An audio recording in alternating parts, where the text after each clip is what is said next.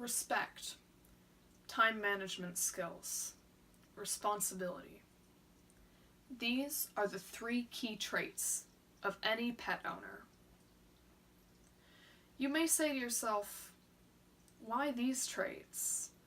I mean, there are plenty of others I could have chosen from, but these are the 3 key traits that cannot be expressed by one key group of individuals, and that is children.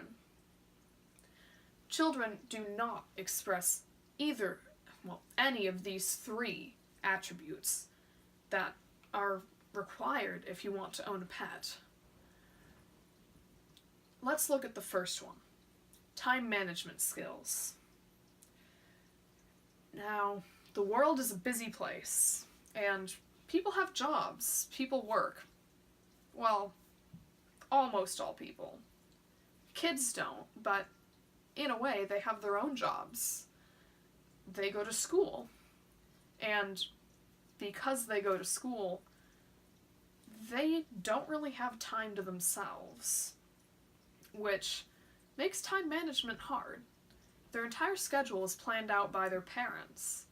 I mean, you never really look at kids and say, hey, what time are you going to the pool? Because it's all based on the parents' schedule.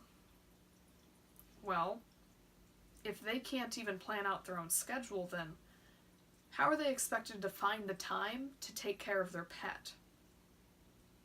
They won't. And that's the problem. When I was young, 12 years old, my parents bought me a pet. I got her as a reward for a competition I was in, and it was a pet rabbit named Hyacinth. I still have her, but for several years I kind of just ignored her. And I feel bad looking back on it now because she has such a kind personality. But that's just what kids do. I was 12 when I got her. I'm 18 now. I'm catching up for lost time, and I've discovered that she has an amazing personality. But if I could do it over again, I don't think I would buy her.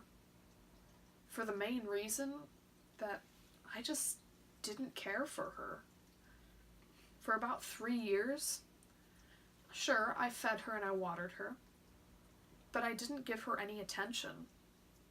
And that's something that pets need.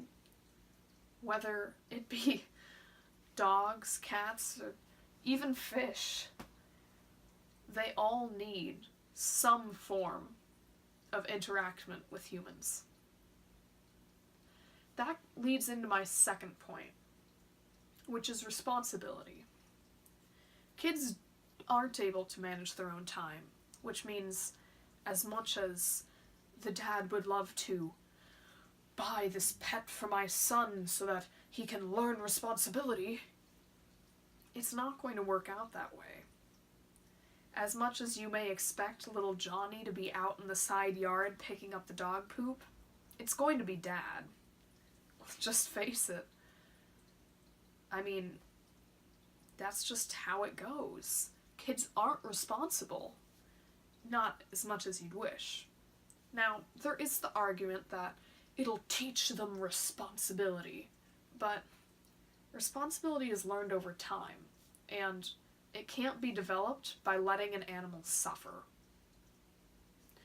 That leads into my last point, respect. Children develop a sense of empathy over time, but they're not born with it. It's something that happens as you're raised in a society of people who also share that empathy. This is why we don't have people running around cutting each other's heads off. It's just not normal. So, if that empathy takes time to develop in people, then why are we entrusting animals, innocent animals, to children who have not yet developed that sense of empathy? Children kill pets. Albeit, A lot of times it's unintentional, but sometimes it's not. So when are we going to say no? When are parents going to start saying, no, I'm sorry, but you can't get that pet? When it becomes too much effort on them?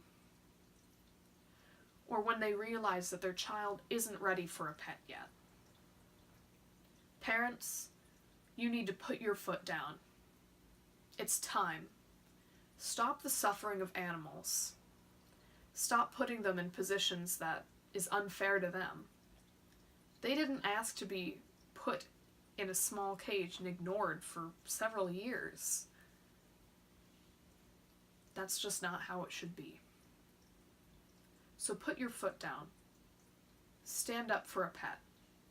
Save a life. Thank you. This is sponsored by my cat Luna, who loves me very, very dearly. Right?